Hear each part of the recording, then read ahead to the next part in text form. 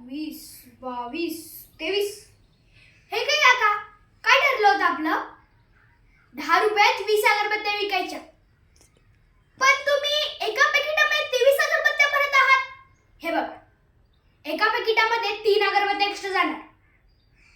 म्हणजेच 10 पॅकेटामध्ये 30 अगरबत्त्या एक्स्ट्रा. जवळजवळ आपला 15 रुपयाचा लॉस. काका, आजपासून तुम्ही सगळ्या पॅकेटचे चेकिंग माझ्याकडून करून घ्या. मग तुम्ही पॅकिंग करा बरं. काका, काल काय ठरलं होतं आपलं? एका पॅकेटाच्या मागे 2 रुपये वाढून लावायचे. पण सकाळी सांगताला आला, त्यांनी म्हणलं 2 रुपये कमी करा. तुम्ही लगेच 2 रुपये कमी केले. काका, असं करून आपला बिझनेस कसा वाढणार? आता तर मला वाटतंय या सगळ्या अगरबत्तीचा बिझनेस मला चालवायला लागणार.